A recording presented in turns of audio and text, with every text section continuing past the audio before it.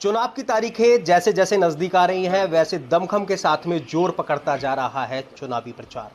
इस चुनावी प्रचार के बीच में चाहे कोई भी राजनीतिक दल का प्रत्याशी हो, उसके लिए एक एक मिनट की कीमत इस वक्त क्या है वो खुद ही समझ सकते हैं। और इसी के बीच में हमारा खास कार्यक्रम चुनावी थाली बहुत महत्वपूर्ण हो जाता है, क्योंकि इस दौरान जब चुनावी प्रचार चरम पर हो तो अपनी थाली के लिए वक्त निकाल पाना भी बहुत बड़ा चैलेंजिंग होता है। और वो चुनावी थाली सस्ती है जनता के बीच, कार्यकर्ताओं के बीच और चुनाव प्रचार के बीच। फिलहाल प्रहलाद गुंजल साहब कोटा उत्तर से बीजेपी के प्रत्याशी हैं, बड़ा नाम है, पूर्व विधायक हैं, और इनकी चुनावी थाली यानी कि इनका टिफिन जो है वो इनके साथ ही चलता है। लेकिन फिलहाल मौजूदा हालात के बीच में टिफिन के लिए वक्त निकाल पाना बहुत मुश्किल होता है। घर पर जाकर के ये पूरे सिस्टमैटिक तरीके से खाना खा पाना बहुत मुश्किल होता है। तो फिलहाल कार्यकर्ताओं के घरों पर ही ये सब कुछ मुमकिन हो पाता है। देखेंगे तस्वीर तो सारे कार्यकर्ता हैं। बादल राठौड़ साहब का ये घर है और रेलवे कॉलोनी इलाके का ये जेपी कॉलोनी इलाका है। और फिलहाल बादल राठौड़ साहब के घर पर प्रहलाद गुंजल साहब है। साहब, मैंने जो कुछ कहा आपने सुना, सही है सब कुछ? भोजन टाइम पे कर लें ये बहुत बड़ी बात है। सुबह निकलते समय कोई हल्का फुल्का नाश्ता कर लिया तो कर लिया, उसके बाद टिफिन गाड़ी में आ तो गया, लेकिन कर लेने की फुर्सत मिल गई, वो बड़ी बात है। लगातार चलते रहना। अब आज तो 4 बजे कार्यालय उद्घाटन का रखा है कॉलोनी में, इसलिए सब कार्यकर्ताओं को तैयारी के लिए जाना था। तो सुबह के दौर का जनसंपर्क हमने यहाँ पर समाप्त कर दिया, इसलिए भोजन करने का समय पर, वरना कभी 3 भी बज जाते हैं, कभी 4 भी बज जाते हैं। आज भी 2:30 तो बज ही गए हैं। 2:30 बज गए। मैं चाहूँगा आप और लेट ना करें, आपका लंच बॉक्स तो खोल लें और आपकी चुनावी थाली में हम भी देख लें कि आज क्या क्या आपके लिए आया है। क्योंकि निश्चित तौर पर जो देखिए, नहीं सिंपल तो नहीं है साहब। एक तो बाटी आई है, यानी कि बाटी आपकी पसंदीदा है, और इन सब के बीच में दाल भी आई है। नहीं, दाल भी नहीं है, ये सब्जी है। मैं चाहूँगा आप शुरू करते जाएं, हमसे बात भी करते जाएं, खाना भी खाएं और इस थाली के दौरान ही हमसे बात करें। पसंदीदा ये आपके लिए, या आपको पता नहीं था कि क्या आने वाला है क्या नहीं आने वाला? ये पता नहीं था क्या आने वाला है, पर ये मेरी पसंदीदा चीज़ है, इसलिए घर वालों ने बना के भेजा है ना। तो ये तो अंदाजे उनके पास रहते हैं, कहीं चलते चलते सड़क पर, गाड़ी में या किसी कार्यकर्ता के घर पे भोजन करें तो कम से कम भोजन देखकर सल न पटके। घर का कितने दिन नसीब हो रहा है या ज़्यादातर बाहर का नसीब हो रहा है? जहाँ जैसा संपट बैठ जाए। कभी 1-1:30 बजे चलते चलते किसी कार्यकर्ता यहाँ खाना खा लिया तो घर मैसेज कर देते हैं टिफिन नहीं आना चाहिए। और अगर नहीं मिल पाया, चलने का क्रम ही इतना तेज है, चलते रहो। शेड्यूल बहुत लंबा है, तो फिर घर पे स्टाफ मैसेज कर ही देता है कि भोजन का टिफिन तो भेज ही दो। तो घर पर बच्चों की और मैडम की इन दिनों ये शिकायत तो रहती होगी कि ये क्या राजनीति की लाइन है, खाना भी नसीब नहीं हो पाता, घर का नहीं खा पाते या घर पर नहीं खा पाते, जाने का वक्त नहीं है, आने का वक्त नहीं है। अभी तो फिलहाल तो सब कुछ भी तय नहीं है। अभी तो घर वालों के भी सबके फ्यूज उड़े हुए हैं। भोजन करने की चिंता जितनी है ना, उससे ज़्यादा 25 तारीख की है। पर फिर भी घर वाले ये ख्याल रखते ही हैं, क्योंकि मुझे डायबिटीज़ है तो टाइम पर मैं खाना खा लूँ। पर मैं दोपहर के खाने में असहज नहीं होता, जब मिल जाए चलते। तो रात को पिछले 5 दिनों से मेरे साथ जो प्रॉब्लम हो रही है, मैं रात का खाना कभी 1 बजे के पहले नहीं खा पा रहा हूँ। और फिर सुबह 5 बजे उठना, 6 बजे तो अखबार पढ़ना शुरू कर देना। अब डायबिटीज आदमी को टाइम पे खाना खा लेना चाहिए ताकि पाचन में भी दिक्कत नहीं आवे। मैं 1 बज रहे हैं रोज़ रात को खाना खाने, कभी कभी तो 1:30 भी बज जाते हैं, 1:45-2 भी बज जाते हैं रात का खाना खाने में। लेकिन नसीब हो जाता है। रात वाली परेशानी आ रही है, क्योंकि रात के संपर्क में हुजूम इतना बढ़ जाता है कि आप 5 मिनट के लिए भी ब्रेक नहीं कर सकते, रेला चलता है। आपने देखा किस तरीके का रात, अगर आप स्टेशन का दृश्य देखते जनसंपर्क का, या उससे पहले परसों सकतपुरा का देखते, पहले दिन का भी, नामांकन भरने के दूसरे दिन का, भाई चलो शुरुआत करते हैं रामपुरा का, बहुत ज़बरदस्त जुनून है। और उस जुनून का तो अंदाज़ा आपने, कल रात को एक चुनाव कार्यालय का उद्घाटन करने गया मैं, स्टेशन के कार्यकर्ता पकड़ कर नाराज हो गए, नहीं संपर्क पूरा करना पड़ेगा, मैं छोड़ कर गया। नाराज हो गए, पर मेरे पास फोन आ रहे थे, जरा आप कार्यालय उद्घाटन करने आ रहे हो, आप एक बार अंदाजा ले लीजिए फोन करके, ये कार्यालय उद्घाटन नहीं है, सभा है। खबर आप लोगों तक भी लगी गई होगी, रात को चुंगी नाका चौराहे पर कार्यालय उद्घाटन में कैसा जन सैलाब उमड़ा है, अथाह जन सैलाब। ये तो सही है साहब, जब जन सैलाब दिखता है तो उसका जो कॉन्फिडेंस है वो नेता की बयानों में, नेता से बातचीत में वो तो आ ही जाता है। वो आपकी भाषा में आपसे आप जो हमें अभी बयान दे रहे हैं उसमें आ रहा है आपका कॉन्फिडेंस, वो नजर। वो तो सारे शहर के पास अंदाजे हैं। जब आदमी के पास कॉन्फिडेंस होता है ना, तो फिर पेशेंस भी होता है, और जब कॉन्फिडेंस लूज हो जाता है तो पेशेंस लूज होता है। उसका उदाहरण आपने कल देखा है,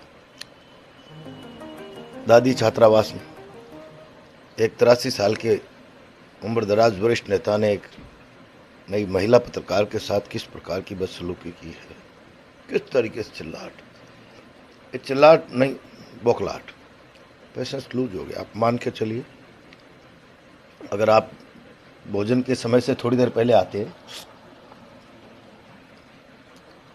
आप सोच रहे हैं कि मैं 8:30-9 बजे से पैदल चल रहा हूँ, लगातार नॉन स्टॉप। यही पूछना चाह रहा था, इसे सिस्टमेटिक तरीके से आप बताएं कि घर से निकलने का जो वक्त है, जैसा आपने बताया कि सुबह 6 बजे आप जाग जाते हैं, 6 बजे आपकी आंखों के सामने अखबार आ जाता है, उसके बाद से आपकी दिनचर्या शुरू हो जाती है, वो रात को कब तक रहती है और क्या रहती है? वो जब से टिकट मिला है, नामांकन भरा है, 2 बजे से पहले कभी सो नहीं पा रहा हूँ। कई बार सोचता हूँ आज जनसंपर्क जल्दी समाप्त हो गया तो चलो, पर कोई न कोई कार तैयारी की बैठक, कोई कौन सी बैठक, कोई चर्चा आवश्यक, वो 2 बजा ही देते हैं रोज रात। परिवार के लिए वक्त, आप पूजा पाठी भी हैं, पूजा पाठ के लिए टाइम? अभी तो सुबह सुबह मंदिर के दरवाजे पर खड़े होकर कान पकड़ते हैं कि अभी माफ करो, बस प्रभु माफ कर दो। अभी तो जनता के बीच में ही जाना है और उन्हें ही मनाना है। डेमोक्रेसी में जनता का स्वरूप भी जनार्दन का स्वरूप है, कहते हैं जनता जनार्दन। लोकतंत्र में जनता जनार्दन है, और जनार्दन में भी राजनीति का मूल मंत्र है ना, गरीब को गणेश मानकर। तो गणेश देवताओं में प्रथम पूज्य है, तो जनता प्रथम पूज्य, जनता में भी गरीब प्रथम पूज्य है, इसलिए कहा गया गरीब को गणेश। तो अभी तो मना रहे हैं हम, देवता जो है इसकी आराधना कर रहे हैं, जिसकी पूजा प्रतिष्ठा चल रही है, और मेरा विश्वास है इस बार लोकतंत्र के देवता ने आशीर्वाद देने का पक्का मन बना लिया है। यही इसी सवाल पर आ रहा था, किन मुद्दों के साथ में आप जनता के बीच में जा रहे हैं, और फिर सबसे बड़ा आरोप हम देखते हैं आपका, वो खुद ही आप बताएं। हम जनरेट करके लोगों के सामने रखें, आप लोग ही कह दोगे तो पॉलिटिकल मुद्दे हैं, मुद्दे स्वयं नहीं पैदा किए हैं उन लोगों ने। हमारी सनातन संस्कृति में जिस शब्द के पीछे माँ लग जाता है ना, उसकी पूजा होने लग जाती है। गंगा माँ सारी दुनिया पूछती है, तुलसी माता सारी दुनिया पूछती है, गौ माता सारी दुनिया पूछती है। किसी भी चीज के पीछे जब माँ लग गया तो पूजनीय हो जाता है। और उस पूजनीय मातृशक्ति के लिए, और देवता कहा है शास्त्रों में, यत्र पूजन्ते नारी रमन्ते तत्र देवता। जहाँ नारियों की पूजा होती है वहाँ देवता निवास करते हैं। राजस्थान में महिला अत्याचारों पर सदन में, पवित्र सदन में, लोकतंत्र के मंदिर में चर्चा हो, और यहाँ का मंत्री शांति धारीवाल बयान देते हुए बहुत गर्वीले अंदाज में, हाँ हाँ हाँ हम बलात्कार में नंबर 1। हमारे जैसे लोगों को तो कई बार भाषण करते हैं और सामने माता बहनें बैठी हो तो ये उच्चारण करने में भी झिझक होती है, हाँ हाँ बलात्कार में नंबर 1, और फिर बहुत हल्के अंदाज में कहते हैं करें क्या, तो शुरू से ही मर्दों का प्रदेश है। मैं समझता हूं कि इससे बड़ा मातृशक्ति के अपमान राजस्थान में कुछ हो नहीं सकता। और ये ऐसा नहीं है कि मैं आज चुनाव है इसलिए इसको उठा रहा हूं। मंत्री के इस बयान को स्लिप ऑफ टंग, बड़े टुच्चे अंदाज, करें क्या, बहुत धीरे धीरे कहकर सदन माफ कर सकता है, मौन रह सकता है, लोकतंत्र शर्मसार हो सकता है। पर मैंने विरोधी पक्ष के कार्यकर्ता का धर्म निभाया और कोटा की सड़क पर खड़े होकर कहा, मंत्री अगर तुम्हारी सरकार दरिंदों के सामने लाचार है, घुटने टेकती है, उन पर लगाम नहीं लगा सकती, तो फिर कोटा की बहनें अपने आत्मसम्मान की रक्षा खुद करेंगी, और करेंगे नहीं, चंडी बनकर सड़कों पे आएगी और पूरे राजस्थान की बहन मातृशक्ति के आत्मसम्मान को जगाएगी। उठो बहनों, इस लाचार सरकार के भरोसे रहने का कोई मतलब नहीं है। मैं समझता हूँ लोकतंत्र के पवित्र सदन में मातृशक्ति के साथ दरिंदगी करने वाले लोगों को मर्दानगी का सर्टिफिकेट देना आज तो सभी पार्टी के स्तर पर मुद्दा है। मैंने तो इसको तभी उसी समय चंडी मार्च निकाला। मुझे साहब 2 सवाल जिनका 1 मिनट में जवाब चाहूँगा सारांश में, वो अंतिम सवाल मेरे होंगे। जनता जनार्दन का जन समर्थन फिलहाल कितना मिल रहा है और इन सब के बीच में अपनी जीत के लिए कितना आश्वस्त हैं? 100%। मैं सच बता रहा हूँ, धारीवाल जी के सामने तीसरा चुनाव लड़ रहा हूँ। पहला चुनाव भी मैं जीता हूँ, दूसरा चुनाव लोग मुझे ये कहकर हराते प्रहलाद गुंजल नकारा है, उदासीन है, लोगों की सुनता नहीं है, तो शायद वापस लाने का मन नहीं बनाते। लोग धोखे में आ गए। केडीएल कंपनी 10 दिन में हटा दूंगा, केडीएल के खिलाफ जन आक्रोश था। नौजवानों को बेरोजगारी भत्ता दे देंगे। कई सारे लोग ठगे गए, ठगे। गरीब बस्तियों में कह दिया तोड़ देना इसको, मीटरों को।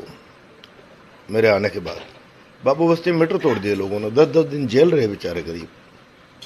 जोश जोश में बोला, अब तो मंत्री ने कहा ये तोड़ देना तो तोड़ ही देंगे। मैं समझता हूं कि ये मंत्री का आचरण